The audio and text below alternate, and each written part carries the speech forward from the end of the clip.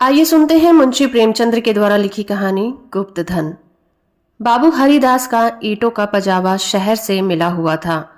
आसपास के देहातों से सैकड़ों स्त्री पुरुष और लड़के नित्य आते और पजावे से ईंट सिर पर उठाकर ऊपर कतार में सजा देते। एक आदमी पजावे के पास एक टोकरी में कौड़ियां लिए बैठा रहता था। मजदूरों को ईंटों की संख्या के हिसाब से कौड़ियां बांटता रहता। ईंटें जितनी ज्यादा होती उतनी ही ज्यादा कौड़ियां मिलती थी। इस लोभ में बहुत से मजदूर बूते से बाहर काम करते थे। वृद्धों और बालकों को ईंटों के बोझ से अकड़े हुए देखना बहुत करुणाजनक दृश्य लगता था। कभी कभी बाबू हरिदास स्वयं आकर कौड़ी वाले के पास बैठ जाते और ईंट लादने वाले को प्रोत्साहित करते। यह दृश्य तब और भी दारुण हो जाता था जब ईंटों की कोई असाधारण आवश्यकता आ पड़ती। उसमें मजूरी दूनी कर दी जाती और मजदूर लोग अपनी सामर्थ्य से दूनी ईंट लेकर चलते थे। एक एक पग उठाना कठिन हो जाता था। उन्हें सर से पैर तक पसीने में डूबे पजावे की राख चढ़ाए हुए ईंटों पर एक पहाड़ सिर पर रखे हुए बोझ से दबे देखकर ऐसा जान पड़ता था मानो लोभ का भूत उन्हें जमीन पर पटक कर उनके सर पर सवार हो गया है। सबसे करुण दशा एक छोटे लड़के की थी जो हमेशा ही अपनी अवस्था के लड़कों से दुगनी ईंटें उठाता और सारे दिन परिश्रम और धैर्य के साथ अपने काम में लगा रहता। उसके मुख पर ऐसी दीनता छाई रहती थी। उसका शरीर इतना कुश और दुर्बल था कि उसे देखकर दया आ जाती थी। और लड़के बनिए की दुकान से गुड़ लाकर खाते और सड़क पर जाने वाले इक्को और हवा गाड़ियों की बहार देखता और कोई व्यक्तिगत संग्राम में उसकी जुहा और बाहु के जौहर दिखाता। लेकिन इस गरीब लड़के को अपने काम से काम रहता था। उसमें लड़कपन की ना चंचलता थी, ना शरारत, ना खिलाड़ीपन, यहाँ तक कि उसके ओठों पर कभी हंसी भी नहीं आती थी। बाबू हरिदास को उसकी दशा पर दया आती। कभी कभी कौड़ी वाले को इशारा करते कि उसे हिसाब से अधिक कौड़ियां दे दो। कभी कभी वे उसे कुछ खाने को दे देते। एक दिन उन्होंने उस लड़के को बुलाकर अपने पास बिठाया और उसके समाचार पूछने लगे। ज्ञात हुआ कि उसका घर पास ही के गांव में है। घर में एक वृद्धा माता के सिवा कोई नहीं है और वह वृद्धा भी किसी पुराने रोग से ग्रस्त रहती है। सारा घर भार इसी लड़के के सर पर था। कोई उसे रोटियां बनाकर देने वाला भी नहीं था। शाम को जाता तो अपने हाथों से रोटियां बनाता और अपनी माँ को भी खिला देता था। जाति का ठाकुर था। किसी समय उसका कुल धन धान्य से संपन्न था। लेन देन होता था और शक्कर का कारखाना चलता था। कुछ जमीन भी थी, किंतु भाइयों की स्पर्धा और विद्वेष ने उसे इतनी हीन अवस्था में पहुंचा दिया कि अब रोटियों के लाले पड़ गए थे। लड़के का नाम मगन सिंह था। हरिदास ने पूछा, गांव वाले तुम्हारी कुछ मदद नहीं करते? मगन, वाह, उनका वश चले तो मुझे मार ही डालें। सब समझते हैं कि मेरे घर में रुपए गड़े हुए हैं। हरिदास ने उत्सुकता से पूछा, पुराना घराना है, कुछ न कुछ तो होगा ही। तुम्हारी माँ ने इस विषय में तुमसे कुछ नहीं कहा? मगन, बाबूजी नहीं, एक पैसा भी नहीं। रुपए होते तो अम्मा इतनी तकलीफ क्यों उठाती? बाबू हरिदास मगन सिंह से इतने प्रसन्न हुए कि मजूरों की श्रेणी में उठाकर अपने नौकरों में रख लिया। उसे कौड़ियां बांटने का काम दे दिया और पजावे में मुंशी जी की ताकीद कर दी कि इसे कुछ पढ़ना लिखना भी सिखा दिया जाए। अनाथ के भाग्य जाग उठे। मगन सिंह बड़ा कर्तव्यशील और चतुर लड़का था। उसे कभी देर नहीं होती थी, कभी नागा नहीं करता था। थोड़े ही दिनों में उसने बाबू साहब का विश्वास प्राप्त कर लिया। लिखने पढ़ने में भी कुशल हो गया। बरसात के दिन थे, पजावे में पानी भरा हुआ था। कारबार बंद हो गया था। मगन सिंह 3 दिनों से गैर हाजिर था। हरिदास को चिंता हुई। क्या बात है, कहीं बीमार तो नहीं पड़ गया? कोई दुर्घटना तो नहीं हो गई? कई आदमियों से पूछताछ की पर कुछ पता न चला। चौथे दिन पूछते पूछते मगन सिंह के घर जा पहुंचे। घर क्या था, पुरानी समृद्धि का ध्वंसावशेष मात्र था। उनकी आवाज सुनते ही मगन सिंह बाहर निकल आया। हरिदास ने पूछा, कई दिन से आए क्यों नहीं? माता का क्या हाल है? मगन सिंह ने अवरुद्ध कंठ से उत्तर दिया, अम्मा आजकल बहुत बीमार है, कहती है बचूंगी नहीं। कई बार आपको बुलाने के लिए मुझसे कह चुकी है, पर मैं संकोच के मारे आपके पास नहीं आता था। अब आप सौभाग्य से आ गए हैं तो जरा चलकर उसे देख लीजिए, उसकी लालसा भी पूरी हो जाएगी। हरिदास भीतर गए। सुर्खी कंकड़ ईंटों के ढेर चारों ओर पड़े हुए थे। विनाश का प्रत्यक्ष स्वरूप था। केवल 2 कोठरियां गुजर के लायक बची थी। मगन सिंह ने एक कोठरी की ओर उन्हें इशारे में बताया। हरिदास भीतर गए तो देखा वृद्धा एक सड़े हुए काठ के टुकड़े पर पड़ी कराह रही थी। उनकी आहट पाते ही आंखें खोली और अनुमान से पहचान गई। बोली, आप आ गए, बड़ी दया की। आपके दर्शनों की बड़ी अभिलाषा थी। मेरे अनाथ बालक के नाथ अब आप ही हैं। जैसे आपने अब तक उसकी रक्षा की है, वो निगाह उस पर सदैव बनाए रखिएगा। मेरी विपत्ति के दिन पूरे हो गए। इस मिट्टी को पार लगा दीजिए। एक दिन घर में लक्ष्मी का वास था। आदिन आए तो उन्होंने भी आंखें फेर ली। पुरखों ने इसी दिन के लिए कुछ धाती धरती माता को सौंप दी थी। उसका बीजक बड़े यत्न से रखा था, पर बहुत दिनों से उसका कहीं पता न लगता था। मगन के पिता ने बहुत खोजा पर पा न सके, नहीं तो हमारी दशा इतनी हीन न होती। आज 3 दिन हुए मुझे वो बीजक आप ही आप रद्दी कागजों में मिल गया। तब से उसे छुपाए रखा है। मगन बाहर है। मेरे सिरहाने जो संदूक रखी है उसी में वो बीजक है। उसमें सब बातें लिखी हुई हैं। उसी से ठिकाने का भी पता चलेगा। अवसर मिले तो उसे खुदवा डालिएगा, मगन को दे दीजिएगा। यही कहने के लिए आपको बार बार बुलवाती थी। आपके सिवा मुझे किसी पर विश्वास नहीं था। संसार से धर्म उठ गया है, किसकी नियत पर भरोसा किया जाए। हरिदास ने बीजक का समाचार किसी से न कहा। नियत बिगड़ गई, दूध में मक्खी पड़ गई। बीजक से जात हुआ कि धन उस घर में 500 डग पश्चिम की ओर एक मंदिर के चबूतरे के नीचे है। हरिदास धन को भोगना चाहते थे, पर इस तरह की किसी को कानो कान खबर न लगे।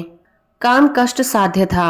नाम पर धब्बा लगने की प्रबल आशंका थी, जो संसार में सबसे बड़ी यंत्रणा है।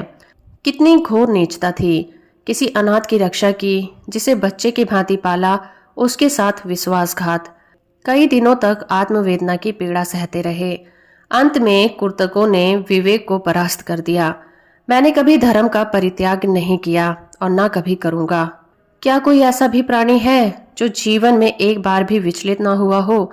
यदि है तो वो मनुष्य नहीं है, देवता है। मैं मनुष्य हूँ। मुझे देवताओं की पंक्ति में बैठने का दावा नहीं है। मन को समझाना बच्चे को फुसलाना है। हरिदास सांझ को सैर करने के लिए घर से निकल जाते। जब चारों ओर सन्नाटा छा जाता तो मंदिर के चबूतरे पर बैठते और एक कुदाली से उसे खोदते हुए दिन में 2-1 बार इधर उधर ताक झांक करते कि कोई चबूतरे के पास खड़ा तो नहीं है।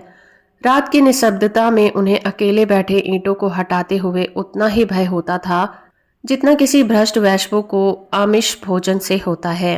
चबूतरा लंबा चौड़ा था। उसे खोदते 1 महीना लग गया और अभी आधी मंजिल भी तय नहीं हुई थी। इन दिनों उनकी दशा उस पुरुष की थी जो कोई मंत्र जगा रहा हो। चित्त पर चंचलता छाई रहती थी। आंखों की ज्योति तेज हो गई थी। बहुत गुमसुम रहते, मानो ध्यान में हो। किसी से बातचीत नहीं करते। अगर कोई छेड़कर बात करता तो झुंझला पड़ते।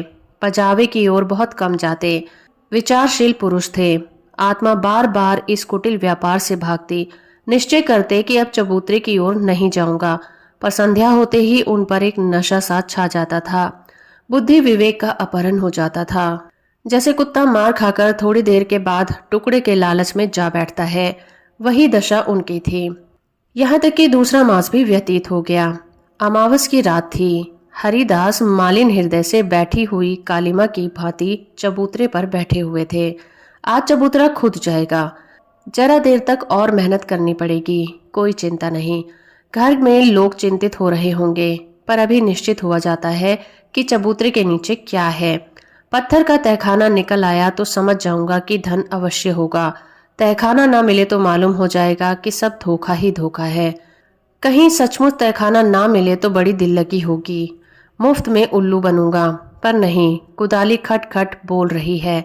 हाँ, पत्थर की चट्टान है। उन्होंने टटोल कर देखा। भ्रम दूर हो गया। चट्टान थी। तहखाना मिल गया। लेकिन हरिदास खुशी से उछले कूदे नहीं। आज वे लौटे तो सर में दर्द था। समझे थकान है, लेकिन ये थकान नींद में नहीं गई। रात को ही उन्हें जोर से बुखार चढ़ गया। 3-4 दिन तक ज्वर में पड़े रहे। किसी भी दवा ने फायदा नहीं किया। इस रुग्णावस्था में हरिदास को बार बार भ्रम होता कि कहीं वो मेरी तृष्णा का दंड तो नहीं है। जी में आता था मगन सिंह को बीजक दे दूं और क्षमा की याचना कर दूं, पर भांडाफोड़ होने का भय उन्हें मुंह बंद कर देता था। न जाने ईशा के अनुयायी अपने पादरियों के सम्मुख कैसे अपने जीवन भर के पापों की कथा सुनाया करते थे। हरिदास की मृत्यु के पीछे यह बीजक उनके सुपुत्र प्रभुदास के हाथ लगा। बीजक मगन सिंह के पुरखों का लिखा हुआ है, उसमें लेश मात्र भी संदेह न था। लेकिन उन्होंने सोचा पिताजी ने कुछ सोच समझकर ही इस मार्ग पर पग रखा होगा। वे कितने नीति परायण, कितने सत्यवादी पुरुष थे। उनकी नियत पर कभी किसी ने संदेह नहीं किया। जब उन्होंने इस आचार को घृणित नहीं समझा तो मेरी क्या गिनती है। कहीं ये धन हाथ आ जाए तो कितने सुख से जीवन व्यतीत होगा। शहर में रईसों को दिखा दूं कि धन का सदुपयोग क्यों कर होना चाहिए। बड़े बड़ों का सर नीचा कर दूं, कोई आंखें न मिला सके। इरादा पक्का हो गया। शाम होते ही वे घर से बाहर निकले। वही समय था, वही चौकनी आंखें थी और वही तेज कुदाली थी। ऐसा ज्ञात होता था मानो हरिदास की आत्मा इस नए भेष में काम करना शुरू कर रही है। चबूतरे पर धरातल पहले ही खुद चुका था, अब संगीन तहखाना था। जोड़ों से हटाना कठिन था, पुराने जमाने का पक्का मसाला था। कुल्हाड़ी उचट उचट कर लौट आती थी। कई दिनों में ऊपर की दरारें खुली, लेकिन चट्टानें जरा भी ना हिली। तब वह लोहे की छड़ से काम लेने लगे, लेकिन कई दिनों तक जोर लगाने पर भी चट्टानें ना खिसकी। सब कुछ अपने ही हाथों करना था, किसी से सहायता न मिल सकती थी। यहाँ तक कि फिर वही अमावस की रात आई। प्रभुदास को जोर लगाते 12 बज गए और चट्टानें भाग्य रेखाओं की भांति अटल थी। पर आज इस समस्या को हल करना आवश्यक था। कहीं तहखाने पर किसी की निगाह पड़ जाए तो मेरे मन की लालसा मन में ही रह जाएगी। वह चट्टान पर बैठकर सोचने लगे, क्या करूं? बुद्धि कुछ काम नहीं करती। सहसा उन्हें एक युक्ति सूझी, क्यों ना बारूद से काम लूं। इतने अधीर हो रहे थे कि कल पर इस काम को ना छोड़ सके। सीधे बाजार की तरफ चले।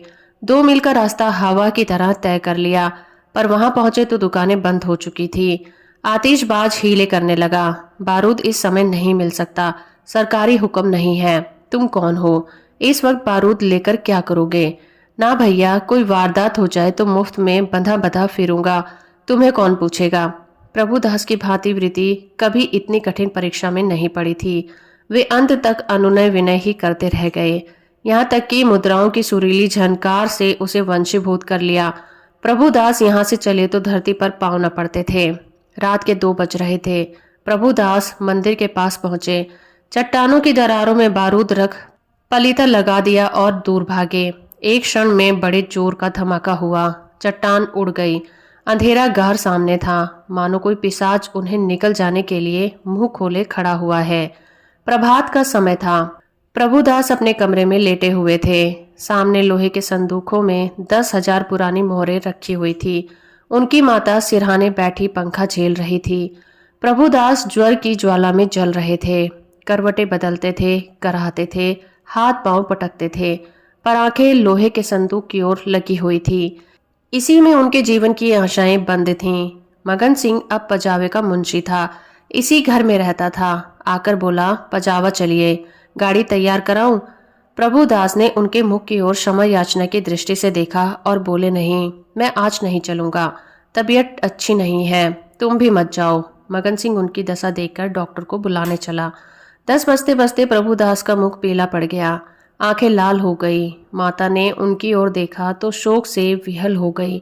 बाबू हरिदास की अंतिम दशा उनकी आंखों में फिर गई। जान पड़ता था ये उसी शोक घटना की पुनरावृत्ति है। ये देवताओं की मनोवृत्तियां मना रही थी, किंतु प्रभुदास की आंखें उसी लोहे के संदूक की ओर लगी हुई थीं, जिस पर उन्होंने अपनी आत्मा अर्पण कर दी थी। उनकी स्त्री आकर उनके पैताने बैठ गई और बिलक बिलक कर रोने लगी। प्रभुदास की आंखों से भी आंसू बह रहे थे, पर वो आंखें उसी लोहे की संदूक की ओर निराशापूर्ण भाव से देख रही थी। डॉक्टर ने आकर देखा, दवा दी और चला गया, पर दवा का असर उल्टा हुआ। प्रभुदास के हाथ पांव सर्द पड़ गए। अब आंखें संदूक की ओर से ना हटी। मोहल्ले के लोग जमा हो गए। पिता और पुत्र के स्वभाव और चरित्र पर टिप्पणियां लगने लगी। दोनों शील और विनय के पुतले थे, किसी को भूलकर भी कड़ी बात न कही थी। प्रभुदास का पूरा शरीर ठंडा पड़ गया था, प्राण था तो केवल आंखों में। वो अब भी उसी लोहे के संदूक की ओर देख रहे थे। घर में कोहराम मचा हुआ था। दोनों महिलाएं पछावे खा खा कर गिरती थी। मोहल्ले की स्त्रियां उन्हें समझाती थी। अन्य मित्रगण आंखों पर रुमाल जमाए हुए थे। जवानी की मौत संसार का सबसे करुण, सबसे अस्वाभाविक और भयंकर दृश्य होता है। यह वज्रघात है, विधाता का निर्दय लीला है। प्रभुदास का सारा शरीर प्राणहीन हो गया था, पर आंखें जीवित थी। वे अब भी उसी संदूक की ओर लगी हुई थी। जीवन में तृष्णा का रूप धारण कर लिया था। सांस निकलती है पर आस नहीं निकलती। इतने में मगन सिंह आकर खड़ा हो गया। प्रभुदास की निगाह उस पर पड़ी। ऐसा जान पड़ा मानो उसके शरीर में फिर रक्त का संचार हो गया। अंगों में स्फूर्ति के चिन्ह दिखाई दिए।